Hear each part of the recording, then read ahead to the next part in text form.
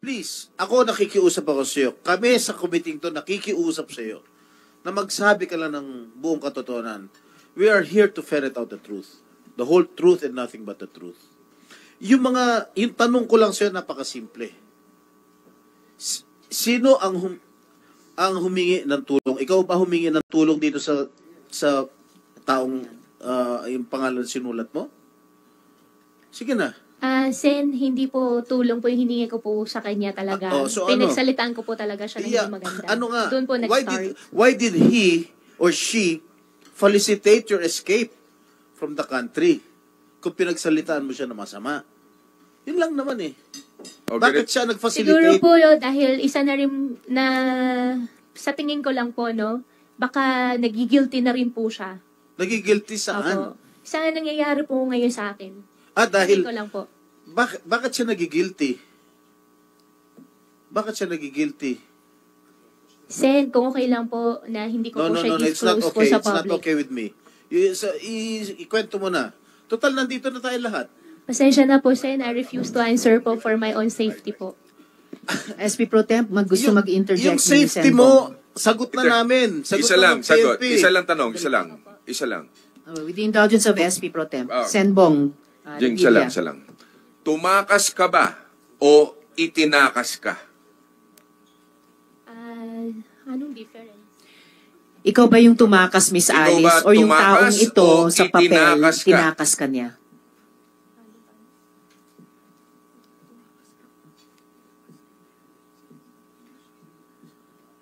I don't think you need advice of a lawyer to answer that question. Factual question lang. Napakasimple ng tanong. Sen, siya po nag-initiate po, pero along the way So, itinakas ka niya? Along the way po, hindi po kami magkasama. Oo nga. So, itinakas ka. So nung pag-alis nyo sa yate, sorry Senbong, quick lang. Yes, so nung pag-alis nyo sa yate sa Manila, kasama yung taong nakasulat sa papel? Hindi po. Hindi rin? Okay. Madam Chair, ibig sabihin, Madam Chair, itinakas po siya. Is that, I just wanted to clarify, hindi ka tumakas. Itinakas ka nitong tao na ito? Hindi. Ang nangyari po dyan... Decision mo ba na umalis o ang taong ito ang nagdesisyong umalis ka?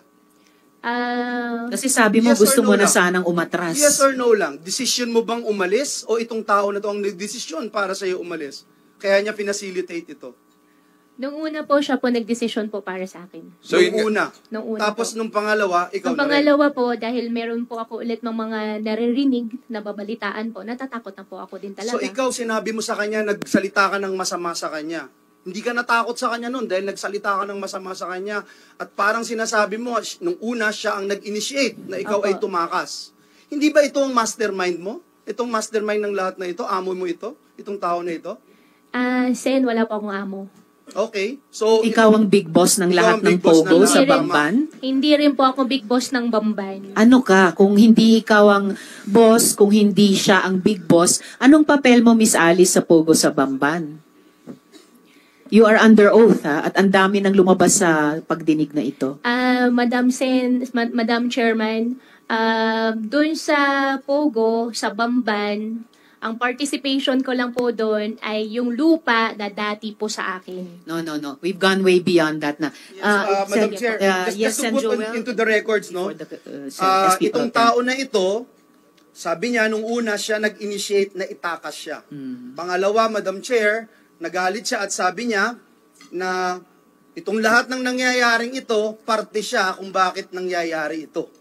Inamin niya na yon, Madam Chair. So, ibig sabihin, Madam Chair, itong tao na ito, malaki ang, hindi man niya amo ito, malaki ang participation nito sa mga illegal activities niya, Madam Chair. Just to put that on record. Yes, salamat, Sen Joel. Madam Chair, yes, Madam Alice, ito bang pangalan na sinulat mo sa papel? Ito ba nagtangka sa buhay mo ito? Ito ba nagtatangka sa buhay mo?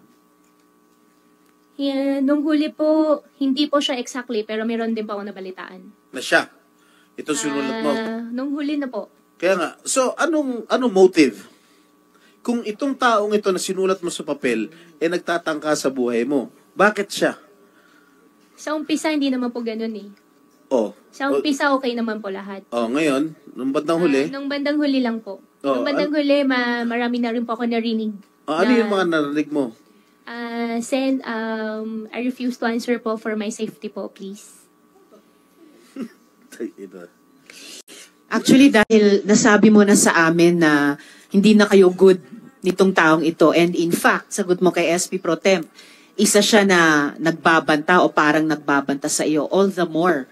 Dapat sabihin mo yung lahat ng totoong alam mo, ginawa niya, para yung proteksyon na ibinibigay na ng PNP, maaring ibigay ng NBI, ibinibigay ng Senado, ay yan ang proteksyon mo laban kahit sa taong iyan. Maybe, Madam Chair, you can continue with your questioning. Yes, salamat, and SP Pro save Temp. time. So by the way, Miss Alice, kinukumpirma mo ba na nung August 14 wala ka na sa Pilipinas kung kailan ninotaryohan yung iyong sinumiteng salaysay? Ma'am, meron na po akong kaso po sa ombudsman. I'm just asking po kung wala ka na ba sa Pilipinas nung August 14?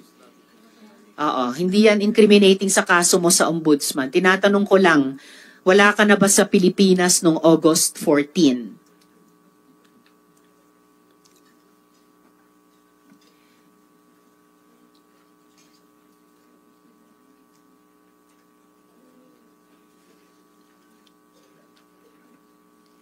Sen, under investigation na po yung issue po about po doon. No.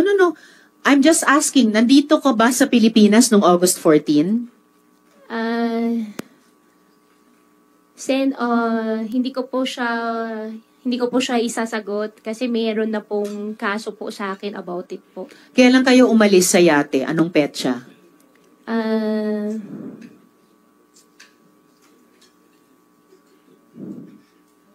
Yan yung mahirap pag hindi nyo na lang sinasagot diretso mga diretsong tanong eh. Kailangan yung reviewin ano ba yung naunang naging sagot nyo para swak pa rin. Anong petsa nung pag-alis nyo sa yate? To be exact, hindi ko po alam yung anong date po talaga, pero Anong July buwan? po yun. July. Opo. Oo. So, before August 14, umalis kayo sa yate. Tama? Tama. July comes before August. Opo, July po kami sumakay sa yate po. Right. Okay. Sabi nyo sa isang media interview, kilala mo si Attorney Galicia. Paano mo siya nakilala? Hindi po ako nagpa-interview po, Madam Chair. Basta, sinabi mo sa isang media interview, marami ka ng interviews, alam ko po yon. Paano mo nakilala si Attorney Galicia? Madam Chair, wala po akong sinabihan po na gano'n sa interview po. Kilala mo ba si Attorney Galicia? Madam Chair, I invoke my right po. I'm just asking, parang tinanong mo ako, Risa, kilala mo ba si Sen Sherwin? Kilala mo ba si Sen Doroy? Tinatanong lang kita, Miss Alice, kilala mo ba si Attorney Galicia? Sen, kausapin ko lang po saglit yung counsel po. My God. Si Attorney Galicia ay naging resource person na rin po namin dito sa hearing na ito. So, siguro naman out of the two answers na pwede nyong ibigay sa chair, totoo ang sasabihin nyo.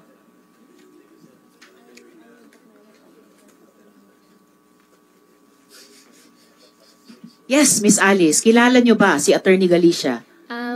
Sen, I invoke my right against self-incrimination po. May sinampahan na po sa akin na kaso po doon. Wala pong kaso tungkol sa pagkakilala mo kay Attorney Galicia. Wala. May issue na po about po doon kay Attorney Galicia po, yung sa ombudsman May cases issue. po. I am only asking you kung kilala nyo si Attorney Galicia. Sabihin nyo lang, kilala ko siya or hindi ko siya kilala. I don't think that is an incriminating question, Madam Chair. Yes. Maybe we can even ask the lawyer if that question is incriminating. Oh, anong case? Ayon, tinatanong ng mga colleagues ko, ano yung case na sinasabi mong incriminatory ang tanong na ito kung kilala mo si Attorney Ombudsman Galicia? Po. Ombudsman. Anong kaso sa Hindi po pala sa ombudsman? ombudsman, sa DOJ po. Yung kaso sa DOJ on human trafficking? Opo. Wala pong kahit sa mga tanong namin, walang kinalaman ang pagkakilala mo o hindi kay Attorney Galicia sa mga charges ng human trafficking. Pwede ko bang tanungin si si Director Santiago. Sa pagkaalam po ng NBI, kilala po ba ni Miss Alice si Attorney Galicia? Mayroon pong interview na tinanong siya at sumagot siya na kakilala niya. Okay, salamat Director Santiago. So hindi lang po ako ang nagsasabi from our NBI resource person, no less the director, meron kayong interview, sinabi nyo, kilala nyo si Attorney Galicia. Madam Chair, wala po ako interview po about it po.